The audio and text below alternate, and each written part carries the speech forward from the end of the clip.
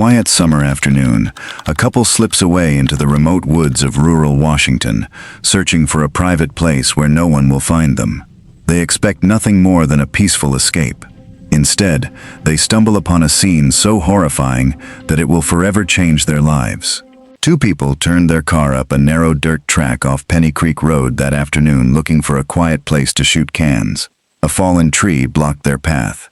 They got out to move it. What they found beyond that log stopped everything. A young woman lay on the ground approximately 15 feet ahead of them. She was on her back. Nearly everything had been taken from her. Her jeans, her top, her dignity. All of it scattered in the dirt and brush around her. She wore only her underwear, knee-high socks, and a pair of heavy leather boots. There was a wound above her right ear. She was breathing. She could not speak. On the afternoon of August 23, 1972, a 12-year-old girl in Bothell, Washington, watched her older sister lace up a pair of heavy leather hiking boots.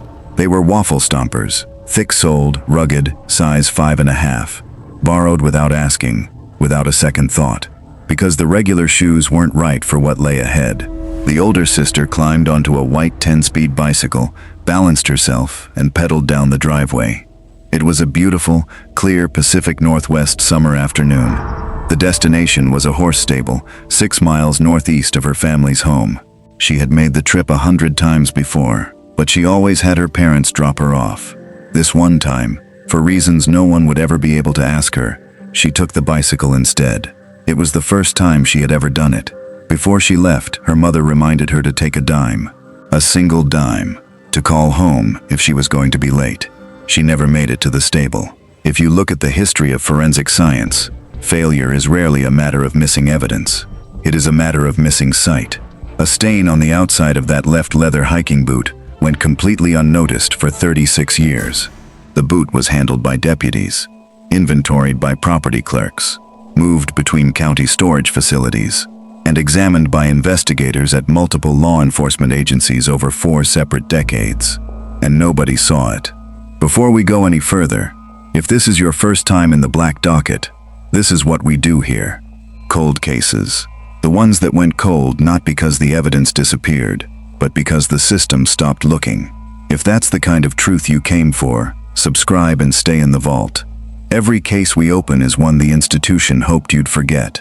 Now, back to the boot.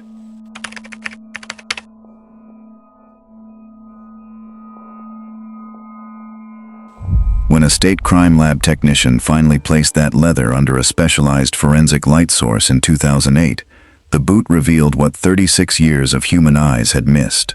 It contained the genetic blueprint of a monster. Her name was Jody Loomis. She was 20 years old. She had just celebrated her birthday in June. She lived with her parents John and Rosemary, her fiancé Jim Roberts, and her little sister Jana at 20 Winesap Road, a single-story home between Mill Creek and Bothell. She was a budding artist who had painted a mural of running horses across her bedroom walls. She rescued hurt animals. She wore round-tinted glasses that gave her, as the prosecutor would later tell a jury, a bit of a counterculture sensibility, a free spirit who packed a lot of living into a short life. Her horse, Saudi, was boarded at a stable, 6¼ miles away on Strum Road, and the man whose biological signature was pressed into the leather of her sister's boot had been sitting in plain sight just 5 miles from her family's front door. That afternoon, before she left on the bicycle, she knocked on her neighbor Linda Hook's back door. Hook was her close friend, about the same age. Jody asked if she wanted to come ride horses. Hook said no. She was packing to move back to California. She could still picture exactly what Jody was wearing, a summery cropped shirt and jeans. Hook began to cry on the witness stand when she recalled it 48 years later. She could see, she said, Jody's cute little face peeking in through the back window. That was the last time a friend saw Jody Loomis alive. To understand what happened on the dirt track off Penny Creek Road, we cannot start with Jody. We have to start with the man who was already moving through the shadows of Snohomish County long before that August afternoon. We have to look at Terrence Miller. In the summer of 1972, Terry Miller was 30 years old. He worked as a heavy equipment operator, moving dirt and clearing land for the suburban developments creeping into the rural timberlands of what would eventually become Mill Creek. To those who saw him cursorily, he was an ordinary working man, but his pattern had established itself years earlier. If Terrence Miller had nothing to hide, explain why he married a 14-year-old girl when he was an 18-year-old man in 1968.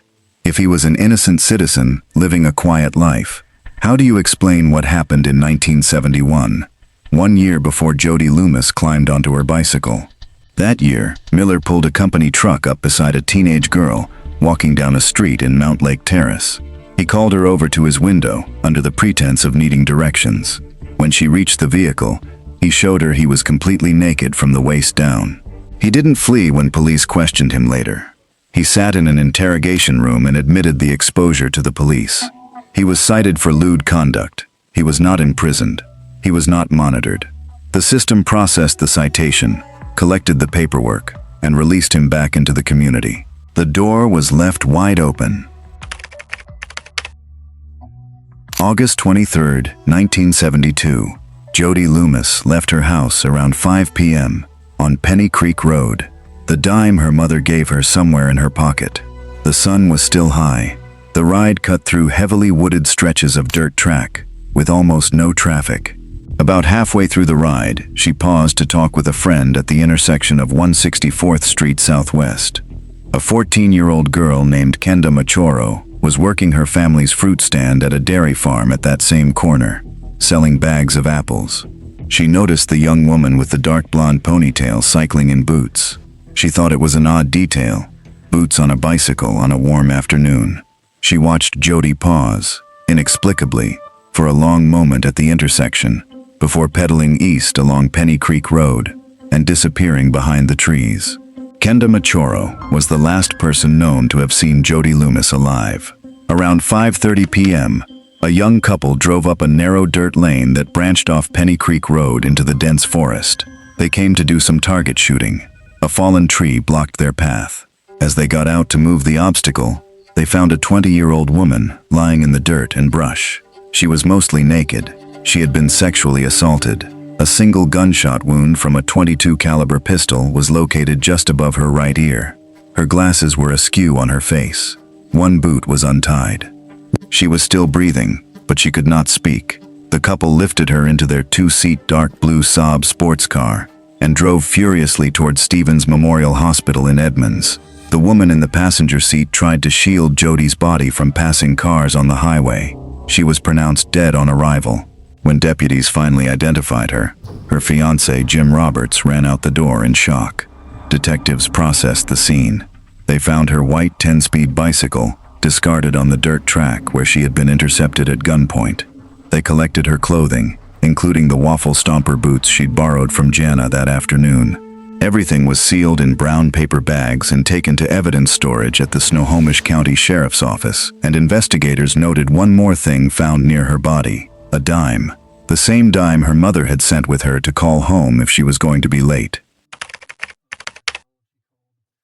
The immediate canvass drew attention to local figures: a ranch owner who had behaved inappropriately toward Jody in the past, and a tenant on a nearby property who had been chopping wood near the dirt track that afternoon and couldn't account for his time clearly. Both were questioned.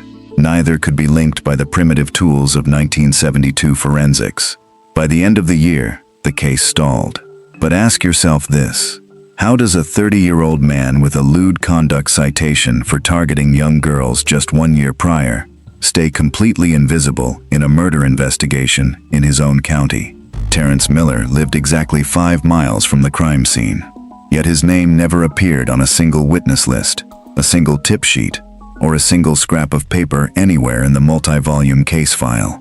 He simply went back to operating heavy machinery. The sheriff's office moved on. The detectives were reassigned. The institution, by its very architecture, turned its back on the file. But at 20 Winesap Road, the clock stopped. Jana Loomis was 12 years old, the day her sister borrowed her boots and didn't come home. She grew up in the immediate heavy shadow of that afternoon, watching her parents carry a silent, suffocating grief that did not soften with time. For a very long time, The family left Jody's bedroom exactly the way it was. Jana said, "You could still smell the patchouli oil when you walked in." Jody's leather purse was right where she'd left it on her nightstand on the last day of her life. The mural of running horses still covered the walls. Year after year, Jana went from 12 to 20 to 30 to 40. She graduated, married, and became Jana Loomis Smith. Her parents aged through those same decades, carrying the same open wound, calling the sheriff's office for updates that never came. There was nothing to update. Both of Jody's parents died, without ever learning who killed their daughter. They spent the rest of their lives waiting for an answer, and died with the same question they'd had since 1972. In 2008, the Snohomish County Sheriff's Office created a deck of playing cards, each card printed with an unsolved homicide or missing person case, and distributed them to inmates across the state, hoping someone might recognize something, might remember something, might finally say something. Jody's case was the oldest in the deck. Her face appeared on the 10 of hearts. One portrait showed her in riding gear beside a dark horse. A second gave a close view of her face and her round-tinted glasses. A deck of cards. 47 unsolved cases. Jody Loomis, on the 10 of hearts. That is what a family gets when the institution runs out of ideas. Jana became the family's voice after her parents were gone. She kept calling detectives. She showed up at press conferences. She refused to let the file slide into a cabinet and disappear. She told reporters she wanted whoever did this to sweat. She wanted them to know someone was still paying attention. She'd been carrying her sister's case for 36 years by that point. Far longer than Jody had been alive. The system moved on, because it could. The family could not. Name that asymmetry for what it is. A secondary victimization where the state moves on to new business while the citizens are left to guard a frozen bedroom and a mural of horses that nobody has the heart to paint over. In 2005, cold case detective Jim Scharf pulled Jody's file off the shelf. It was the county's oldest unsolved homicide. Scharf was a methodical investigator who refused to let the institutional memory fade. He went back through the original physical evidence and sent the clothing items to the Washington State Patrol Crime Lab for modern testing. 3 years later, in 2008, a technician adjusted her lighting angles, looked through her microscope, and found it. A small, dried stain of semen on the outside of the left boot. It had been handled, cataloged, moved between facilities, and stored for 36 years. Nobody saw the stain for 36 years. The technician extracted a partial DNA profile and submitted it to CODIS, the FBI's national database of convicted offenders. CODIS came back empty, not because he had a clean record, because the system only knows about the people already inside it. The system only tracks those whose convictions fell under modern mandatory DNA swabbing laws. A lewd conduct citation from 1971 did not qualify. The door the system left open in 1971 was still open in 2008. The profile sat in the database for the next 10 years, running automatically against every new entry, as people were convicted and added to the system. Year after year, no hit ever came back. Scharf kept the case open. He kept calling Jana with updates, even when the update was that there was nothing new. He was one man refusing to let the institution win. But we must ask the deeper question. Why does it require the singular, exceptional refusal of one individual detective for the entire system of justice to function at all? Why is justice a lottery based on who holds the file? In July 2018, Detective Scharf tried a different approach. He sent the DNA profile to Parabon Nanolabs, a private forensic lab in Virginia. Here, our first curiosity gap doesn't close. It deepens into a second. Forensic genetic genealogy does not use CODIS. It works on a completely different principle. It uploads the crime scene profile to public ancestry platforms like GEDmatch, where millions of ordinary citizens have submitted their DNA to trace their family trees. If anyone in that database shares enough matching DNA strands with the crime scene sample, it means they share a biological ancestor with the killer. Parabon brought in Deb Stone, a genetic genealogist based in Oregon. Stone spent 57 hours building a family tree of more than 10,000 people. 57 hours. Built from census records, court papers, obituaries, and ancestry platforms, all to find one man who thought he'd gotten away.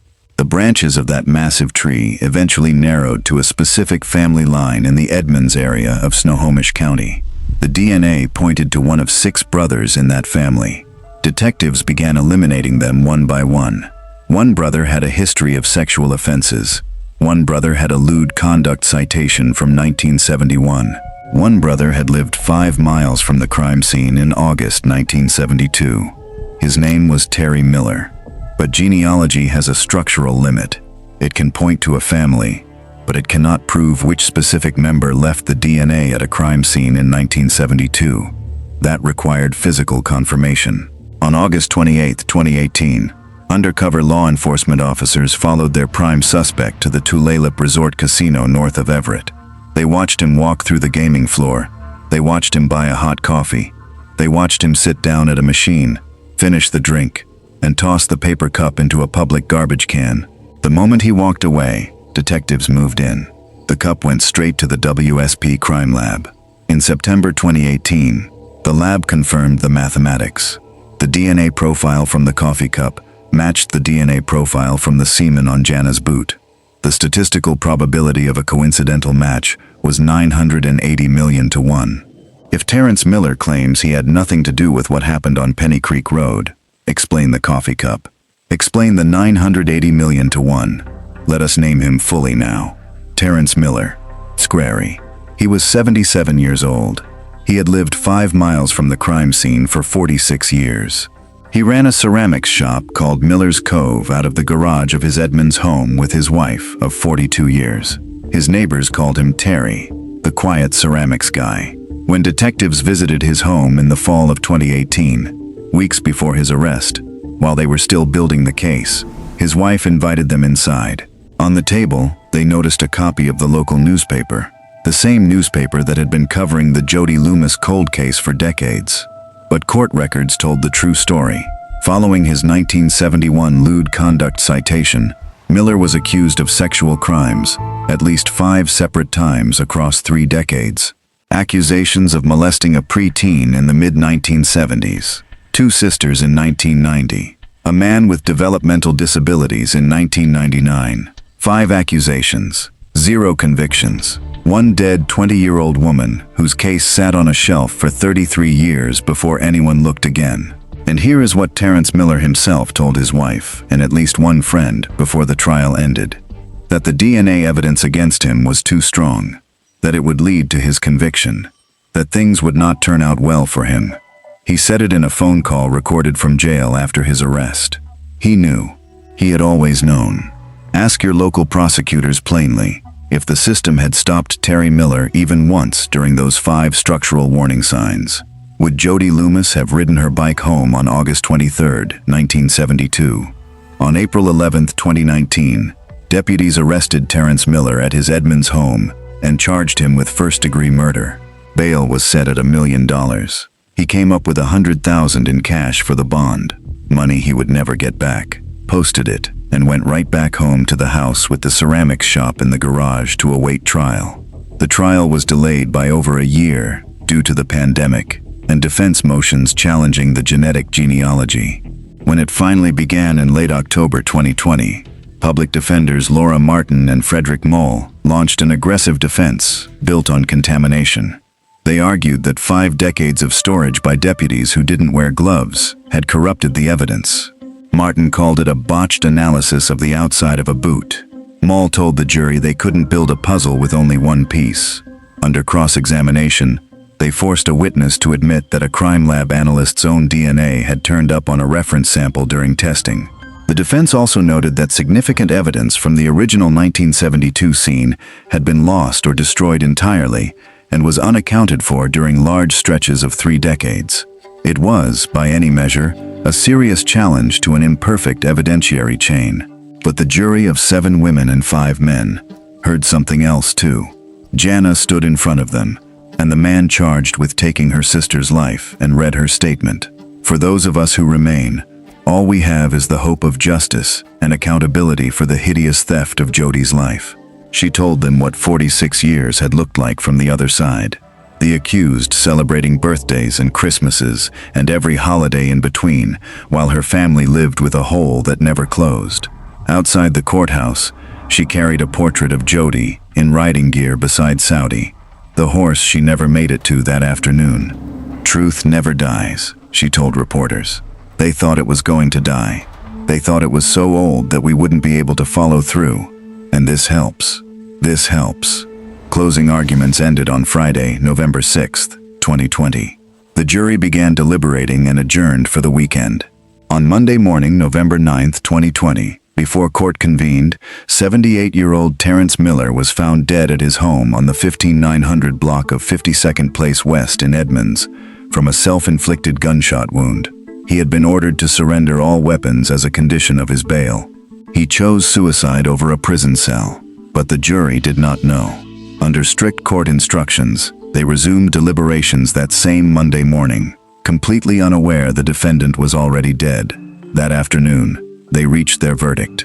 Guilty of first-degree murder. The jury said guilty. They had no idea he was already dead. 7 women and 5 men looked at 48-year-old DNA evidence, weighed every contamination argument the defense had built, and decided the forensic chain held. It was the longest a family had ever waited for justice in Snohomish County, and lived to see it in court. The defense team immediately filed a motion to vacate the conviction, arguing that because Miller died before the verdict was read, he was denied his constitutional right to appeal, and the record should be wiped clean. In December 2020, Judge David Kurtz denied the motion. It was not the right thing to do, he ruled, to erase what the jury had found. The conviction stands. Miller's only family member present in court that day was a niece. She offered what she called an apology, then corrected herself. "That's not the right word," she said. "We feel for your loss." Very much so. Pull back from the legal machinery and look at the human cost. Jana was 12 when she lent her sister those boots. She was 60 when she heard the verdict. Her parents never heard it at all. 48 years of a family's life evaporated in the gap between those two numbers. And somewhere in an evidence room, a dime, the dime Jody's mother sent with her to call home if she was going to be late, sat in a brown paper bag with everything else the system collected and couldn't act on for half a century. Terry Miller was cited for lewd conduct in 1971. He was accused 5 more times across 30 years by citizens who cried out for help. He was never imprisoned until modern DNA caught him in a paper coffee cup 47 years after he killed Jody Loomis. Ask your government why that is acceptable. Ask them what they are doing about the files currently collecting dust on shelves in your own town right now. Because somewhere today, a file is going cold, and someone's sister is still waiting by the phone.